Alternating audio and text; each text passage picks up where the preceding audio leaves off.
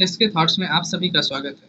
मेरा नाम संजय है। आज की इस वीडियो में हम न्यूज़ से जुड़ी विविध खबरों पर बात करेंगे। आज की हमारी मुख्य खबरों में मौलिक अधिकार, मणिपुर हिंसा, वायु प्रदूषण, एमएसएमई के साथ ही अंत में हम भारत के भूगोल पर भी संक्षिप्त चर्चा करेंगे। आज की हमारी पहली खबर मौलिक अधिकारों से जुड़ी हुई है। हाल ही में सुप्रीम कोर्ट ने कहा है कि चुनाव लड़ने का अधिकार मौलिक अधिकार नहीं है, यह सिर्फ एक वैधानिक अधिकार है। मौलिक अधिकार क्या होते हैं? ऐसे अधिकार जो किसी व्यक्ति को मानवीय गरिमा से पूर्ण जीवन जीने के लिए, नैतिक एवं सामाजिक जीवन जीने के लिए उत्तरदायी होते हैं, मौलिक अधिकार कहलाते हैं। भारतीय संविधान के भाग 3 में आर्टिकल 12 से 35 तक मौलिक अधिकारों का उल्लेख किया गया है, जो कि सामान्यतः यूएसए से लिए गए हैं। दोस्तों, मूल संविधान में हमारे पास 7 मौलिक अधिकार प्राप्त थे, किंतु 42वें संविधान संशोधन अधिनियम 1978 के द्वारा संपत्ति के मौलिक अधिकार को हटाकर सिर्फ संवैधानिक अधिकार कर दिया गया है, जिसका प्रावधान 300 ए में दिया गया है। दोस्तों, आर्टिकल 12 में राज्य की परिभाषा दी गई है, जो मौलिक अधिकारों के लिए है। आर्टिकल 13 कहता है कि आज़ादी से पूर्व की ऐसी कोई भी विधि जो मौलिक अधिकारों को उल्लंघन करती है, कम करती है, मौलिक अधिकारों को जिस सीमा तक वह कम करती है, उस सीमा तक वह आच्छादित हो जाएगी। आर्टिकल 13(2) कहता है कि आज़ादी के बाद से संसद ऐसी कोई भी नियम एवं विधि नहीं बना सकती है जो मौलिक अधिकारों को कम या समाप्त करे। यदि वो ऐसा कोई कानून बनाती है तो जिस सीमा तक मौलिक अधिकारों को कम या समाप्त करती है, उस सीमा तक वह शून्य हो जाएगी। इसी के साथ हमारी विधि की विस्तृत व्याख्या सामने आती है। दोस्तों, आर्टिकल 14 से आर्टिकल 18 तक समानता के अधिकार की बात की गई है।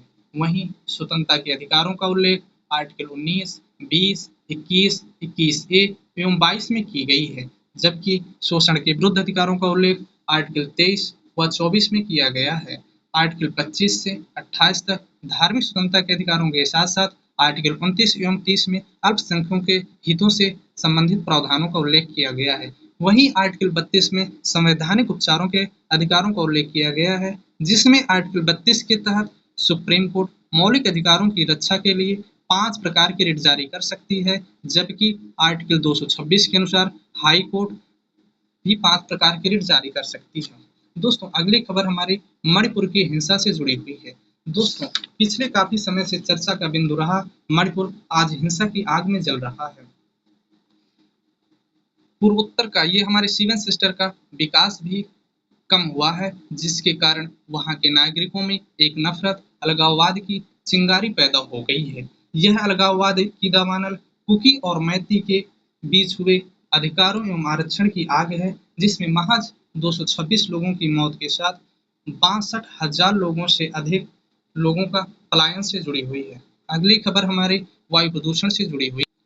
हाल ही में लेसेंट के द्वारा प्रकाशित एक रिपोर्ट में PM 2.5 या 2.6 वायु प्रदूषण वाले शहरों में का यह सर्वे आधारित है, जिसमें से लगभग 10 शहरों में 7.2% की दर से लगभग 33,000 लोगों की पर ईयर मृत्यु हो रही है। वहीं सबसे अधिक दिल्ली में लगभग 11.5% की दर से 12,000 लोगों की पर ईयर मौत हो रही है। दोस्तों, वायु प्रदूषण के जो प्रदूषक हैं, प्रदूषकों में मुख्यतः SO2, O3, N2O, CO, NH3 तथा PB हैं, जो मुख्यतः व्यक्ति एवं वायु के माध्यम से मनुष्य के अंदर अनेक प्रकार की बीमारियों का समावेशन करते हैं। अगली खबर हमारी ऑटोमोबाइल सेक्टर से जुड़ी हुई है।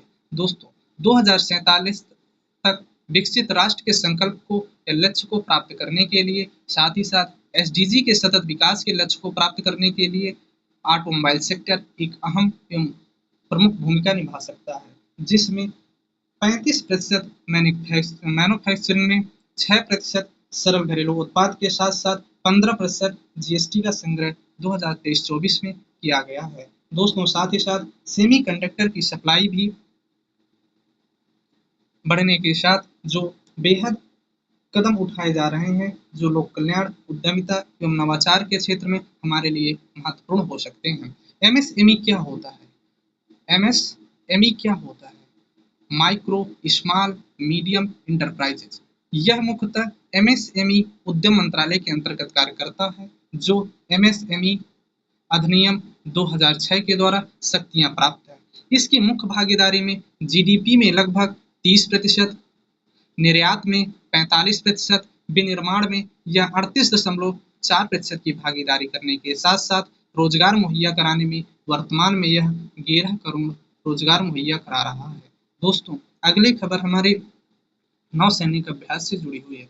हाल ही में रूस और चीन के द्वारा भूमध्य सागर के साथ साथ प्रशांत महासागर में भी यह अभ्यास आयोजित किया जा रहा है, जो इसका नाम महासागर 2024 रखा गया है।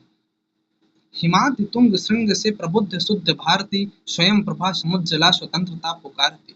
दोस्तों, आजादी की लड़ाई में जहां नवयुवकों को ऐसे उद्घोषों के साथ